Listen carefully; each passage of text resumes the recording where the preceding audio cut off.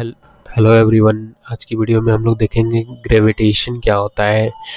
तो क्या कभी आपने सोचा है कि कोई भी ऑब्जेक्ट को हम लोग ऊपर फेंकते हैं तो नीचे क्यों आता है, या फिर कभी आपने ये ऑब्जर्व किया है कि अर्थ के अराउंड क्यों सारे प्लैनेट रिवॉल्व करते हैं, या फिर मून क्यों अर्थ के अराउंड रिवॉल्व करता है। तो ये सब क्वेश्चंस कभी आपने अपने लाइफ में ज़रूर सोचा होगा। तो ये सब रिलेटेड है ग्रेविटेशनल फोर्स की वजह से। तो हम लोग एक्चुअल डेफिनेशन और बाकी चीज़ें आगे देखेंगे, पहले इसका शुरुआत कब हुआ, कैसे फाइंड किया गया, ये सब चीज़ों को पहले देखते हैं।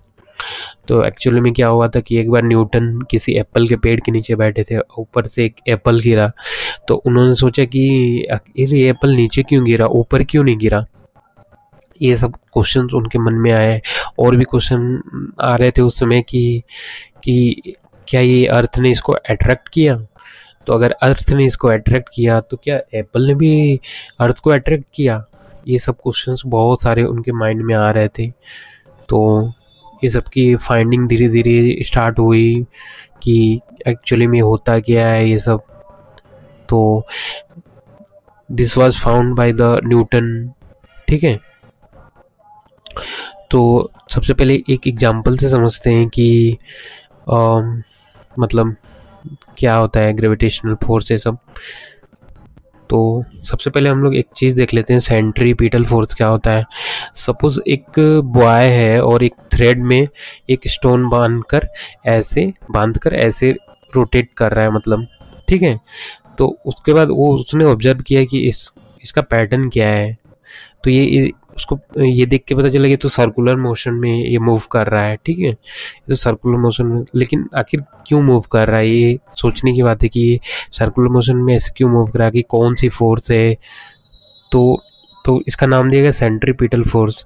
Because of centripetal force this object is moving around this circular motion, around circular motion. ठीक है, अब एक चीज़ और ऑब्जर्व कर रहे होंगे इसमें आप।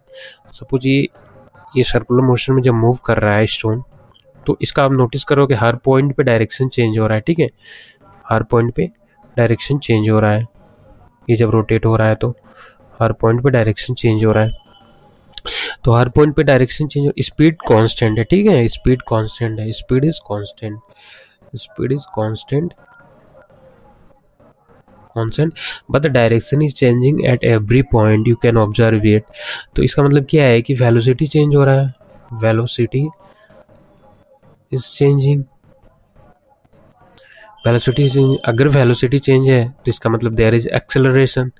ठीक है, so there is acceleration also, there is acceleration also. अगर वेलोसिटी चेंज हो रहा है तो एक्सेलरेशन होगा।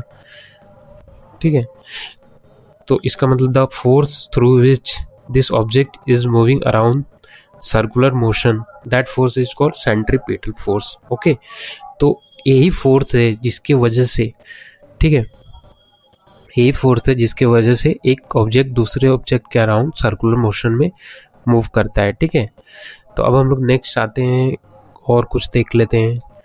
अच्छा, एक सेकेंड और। अगर सपोज ये तो पकड़ा हुआ है स्टोन को, ऐसे घुमा रहा है, सर्कुलर मोशन में घूम रहा है ये। ठीक है, अगर आप सोच के देखो, अगर ये स्टोन को छोड़ देता है तो किस डायरेक्शन में मूव करेगा, सोच के देखो। ठीक है, इसका एवरी पॉइंट में डायरेक्शन चेंज हो रहा है। सपोज अगर इस पॉइंट पे सपोज छोड़ देता है तो ये क्या होगा, स्ट्रेट लाइन में मूव कर जाएगा, स्टोन एक स्ट्रेट लाइन में मूव करेगा। ठीक है, ये आप ऑब्जर्व करके अपने से भी देख सकते हो। ठीक है, तो एक टर्मिनोलॉजी आता है, और टेंजेंट क्या होता है, टेंजेंट ऑफ द सर्कल।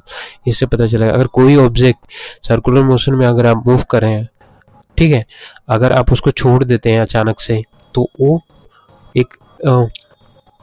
आपका ये स्ट्रेट लाइन में मूव कर जाएगा। ठीक है, और एक टेंजेंट बना लेगा। ठीक है, तो इसमें देखिए क्या है, टेंजेंट ऑफ द सर्कल क्या होता है, straight line that meets the circle eight one and only one point is called tangent of the circle। ठीक है, तो सपोज ये सर्कल है, ठीक है, ये पॉइंट सपोज एक पॉइंट को टच करते हुए एक स्ट्रेट लाइन सपोज जा रही है, तो इसका नाम दे देता हूँ ए बी सी।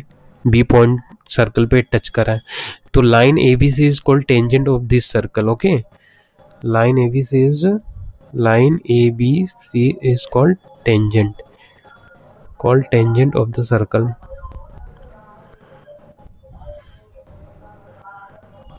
ठीक है, this is called tangent of the circle. ये सिर्फ एक पॉइंट पे ही टच करेगा सर्कल के. एक स्ट्रेट लाइन जो सिर्फ एक पॉइंट से पास होती है, सिर्फ सर्कल के एक पॉइंट से, उसी को ही टेंजेंट बोलते हैं. ठीक है, तो इसीलिए जब कोई भी ऑब्जेक्ट सर्कुलर मोशन में मूव कर रहा होगा, अगर उसको अचानक से आप छोड़ देते हैं तो वो कहाँ गिरेगा, और सॉरी उसका मोशन क्या होगा, एक स्ट्रेट लाइन. ठीक है, इसलिए आप कभी ऑब्जर्व करना, अगर घर में पंखा चल रहा है, सर्कुलर मोशन है उसका, अगर वो कभी गिर जाता है बाई चांस, तो वो देखना हमेशा हमेशा उस टेंजेंट की तरफ जाएगा, मतलब स्ट्रेट लाइन में एक मोशन हो, मतलब वो हमेशा ऑब्जर्व करना एक कोने में गिरेगा, सेंटर में कभी नहीं गिरेगा पंखा, दूसरे साइड गिरेगा रूम के, सेंटर में कभी नहीं गिरना. ये आप ऑब्जर्व करके देख सकते हैं कभी.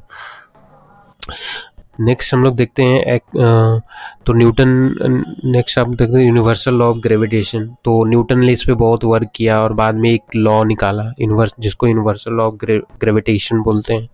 ठीक है, तो इसी के वो ग्रेविटेशनल फोर्स की वजह से ही दो बॉडीज एक दूसरे को अट्रैक्ट करती हैं. ठीक है, तो इसका डेफिनेशन देख लेते हैं. Actually every object in the universe attract every other object with a force which is proportional to the product of their masses and inversely proportional to the square of the distance between them.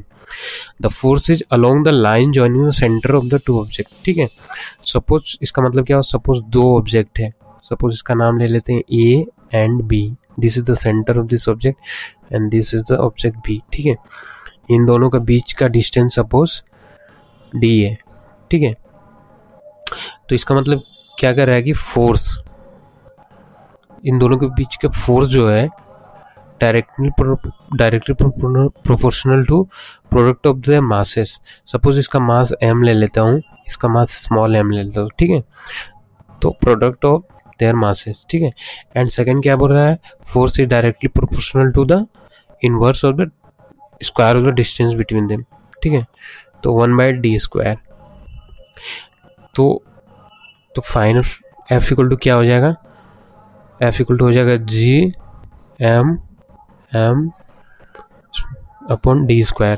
ठीक है, ये force क्या हो जाएगा, G into G. क्या है, G आपका क्या होता है, कांस्टेंट ऑफ प्रोपोर्शनलिटी. फिजिक्स में आप पढ़ा होगा कि अगर कोई इन दोनों इक्वेशन को कंबाइन करेंगे तो एक कांस्टेंट ऑफ प्रोपोर्शनलिटी चाहिए, तो यहाँ G है, तो G equal to constant of proportionality.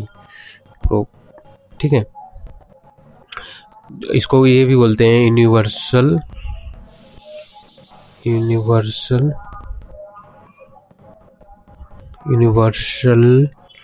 Constant of proportionality, universal constant of gravitation. ठीक है, तो इसको क्या बोलते हैं, यूनिवर्सल ग्रेविटेशनल कांस्टेंट. ठीक है, इसको बोलते हैं यूनिवर्सल ग्रेविटेशनल कांस्टेंट.